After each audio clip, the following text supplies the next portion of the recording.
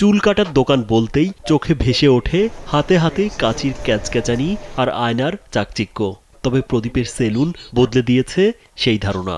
এখানে শুধু চুল কেটে শরীরের সৌন্দর্য নয়, সাজিয়ে তোলা হয় মানুষের মনও। সবাই এসে বই পড়ে, এটা হচ্ছে আমার সবচেয়ে একটা বড় পাওয়া আমি মনে করি। চট্টগ্রামের চকবাজারের এই ছোট্ট সেলুনটি যেন আলোর ঘর। প্রদীপশীল শুধু চুল কাটেন না, তিনি চিন্তার প্রদীপ জ্বালান প্রতিদিন।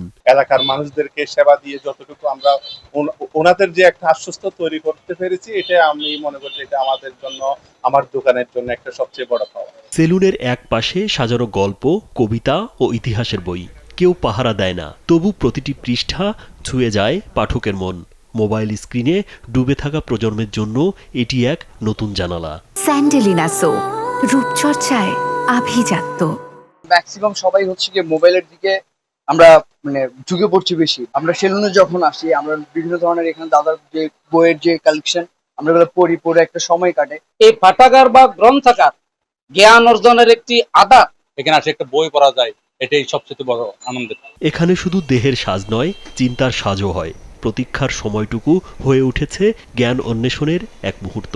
বই হাতে মানেই সময়টুকুর সঠিক ব্যবহার। যে সময়টা আমরা বসে থাকবো ভাবি, আর সেই সময়টা আমরা বই পড়তে পারি। বইয়ের সাথে পরিচিত হয়ে আবার নতুন করে বই অনেক কিছু, অনেক সাধারণ জ্ঞান অর্জন করা যায়। আমি জ্ঞান অর্জন করি, আমার অনেক ভালো লাগে। এরকম কোনো ছিল না, আমি দেখি না, এটাই ফার্স্ট দেখছি। প্রদীপ নরসুন্দর, তবে মনে একজন কবি।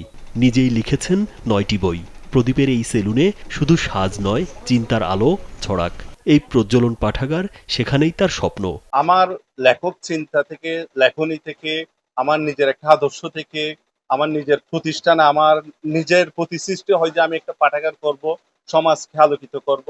সমাজের এই যে আমাদের যে অবক্ষয় দিকে যুব সমাজ ধাবিত হচ্ছে, আমি ওদেরকে সাহিত্যর ফ্রেমের মধ্যে দিয়ে ওদেরকে আমি সংশোধনের মধ্যে যেন আমি গঠিত করতে পারি, ওটাই ছিল আমার মূল আদর্শ। সত্যি এটা প্রশংসার দাবিদার। আমি এই প্রদীপ বাবুকে অন্তরের অন্তঃস্থল থেকে আবারও ধন্যবাদ জানাই। এবং অত্র এলাকায় আমি অনেকবার এখানে এসে আমি নিজেও পাঠাগারে অন্তর্ভুক্ত হয়ে বই পুস্তক পড়ি। ওনার আচরণ, ওনার ব্যবহার দেখে অনেক মানুষ এই পাঠাগারে লেখাপড়ায় অত্যন্ত মনোনিবেশ করে। রাজীব বিশ্বাস, কালবেলা।